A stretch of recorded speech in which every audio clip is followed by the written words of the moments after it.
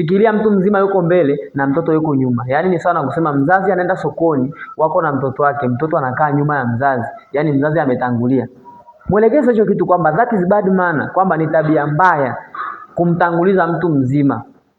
Hiyo unamshushia hadhi. Kwa hata kwenye namba hizi ukiona kanamba kadogo kameanza kako nyuma, tafsiri yake kale kanamba kanashusha hadhi au thamani ya ile tarakimu ya namba inayofuata. Kinachomfanya mtoto akose maswali kama haya ni maelezo. Yaani maelezo yako yanaweza kaathiri mtoto apate au asipate. Hasa kwa maelekezo anaenda kukupa mtoto kupanga namba kama hizi kuanzia ndogo kwenda kubwa, afanye kitu kifuatacho. Cha kwanza, mwelekeze atengeneze jedwali kama hili. Mtoto hawezi panga namba eti kuanzia ndogo kwenda kubwa kwa kuziangalia. Wakati mwingine unaweza kuona namba ya Kirumi ni kubwa kwa urefu na kwa herufi kuwa nyingi zilizoko pamoja, lakini inakuwa ndogo. Angalia kitu kifuatacho. Ili azipange hizi namba kuanzia ndogo kwenda kubwa, lazima azijue kwa namba za kawaida. Anatakiwa azibadili kutoka namba za Kirumi kwenda namba za kawaida kama ifuatavyo. Hizi ni XX, andike XX. DC. Haya, XL andike hivi. XXIX. XXIX. CDL. CDL, then VIII. Azipange kama hivi. Akaweke thamani ya kila namba. Sasa panapowasumbua wanafunzi ni kwenda kuandika hii namba kwa namba za kawaida inaitwaje? Kwa namba hizi inaitwaje? Sasa hiki kitu ni chepesi. Kila herufi ya au namba ya Kirumi aiandike thamani yake. Nafikiri anaelewa. X tunaanza na hii. X ni 10 na X ni 10. Sheria ya namba za Kirumi inasemaje? Namba ndogo ikianza tunatoa. Yaani sana kusema kwa nini tunatoa? Ni mpe mfano ufuatao ili akuelewe kwa nini tunatoa. Fikiria mtu mzima yuko mbele na mtoto yuko nyuma. Yaani ni sawa na kusema mzazi anaenda sokoni, wako na mtoto wake, mtoto anakaa nyuma ya mzazi. Yaani mzazi ametangulia. Mwelekeze hicho kitu kwamba that is bad manner, kwamba ni tabia mbaya kumtanguliza mtu mzima. Hiyo unamshushia hadhi. Kwa hata kwenye namba hizi ukiona kanamba kadogo kameanza kako nyuma, tafsiri yake kale kanamba kanashusha hadhi au thamani ya ile ya namba inayofuata.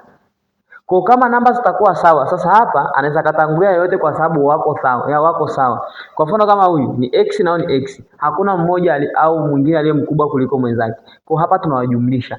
10 jumlisha 10 20. Kwa hii inaitwa 20. Sasa nilichokuwa nakieleza hapa utakijua hapa. Twende. DC. D ni 500. C ni 100.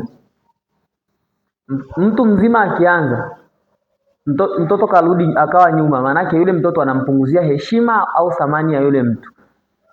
Lakini mtoto akitangulia, maana yake sasa amelinda heshima, ameongeza heshima kwamba huyu mzazi kumbe kamlea vizuri huyo mtoto. Kwa kama hapa D kaanza, C katangulia. Kwa hapa tunaongeza thamani. Ni kama hizi namba zimeungana zikaongeza thamani. Kwa ukijumlisha unapata 600. Hii inaandikwa 600. Kwa hizi tarakimu ndo mtoto au hizi namba ndo mtoto atajua ipi kubwa na ipi ndogo, ndo azipange. Hasa kitu kitakachomvuta mtoto ni hapa. XL. X ni 10. L ni 50. X ni 10. X ni 10, L ni 50. Maana yake ni sana kusema mtu mzima katangulia, mtoto yuko nyuma. Umeona kamshushia hadhi. Kwa tunatoa ili tujue ni hadhi baada ya kupunguzwa 10. Kiasi kilichobaki ni ngapi? Kwa ule mfano uliompa, ule mfano uliompa kwamba mtu mzima akitangulia mdogo kawa nyuma, anashusha hadhi ya yule mtu mzima, anamvua utu, anampunguzia thamani. Kwa tafsiri yake thamani ya L ilikuwa ni 50, lakini haitaitwa tena 50 kwa sababu imepunguzwa thamani na X iliyoko nyuma. Kwa hiyo mwambie atoe. Hiki mfano utamfanya akumbuke 50 toa 10 40. Kwa hii ni 40. Afanye hivyo hivyo hadi kwa namba hizi hapa. Kwa hiyo hii namba itakuwa ni X1X. Hii ni 10, hii ni 10, hii 1, hii 10. Angalia nani yuko nyuma ya mwenzake. 10 kwa 10. Hawa hawana shida, inaweza katangulia yote kwa sababu thamani yao ni sawa. Lakini 10 kwa 1 sawa, 1 hajavunja heshima kwa 10 kwa sababu 10 ameanza ndo akafuata kama 1. Lakini hapa ndo kuna changamoto. 1 yuko nyuma ya 10. Maana yake kashusha hadhi ya 10. Kwa hiyo tunatoa amemshusha. Kwa 10 toa 1 9. Hii namba ni 9. Yaani ziko pamoja hizi. Kwa unachukua 10 jumlisha 10 20, jumlisha 9 29. Umeona? Ndio maana nilikwambia namba za Kirumi zinadanganyaga. Unakuta namba ni kubwa lakini na thamani ndogo. Angalia, tarakimu zilikuwa herufi zilikuwa nyingi ni 29 lakini hapa 2000 tu ni 40. 2000 tu ni 600. Kwa asipange kwa kuangalia ukubwa. Mpe mfano huo. Twende sasa kwa hii. Andike C D L V I I I. C 100, D 500, L 50, V 5 1 1 1. Mpaka unamfundisha hapa atakuwa tayari ashajua.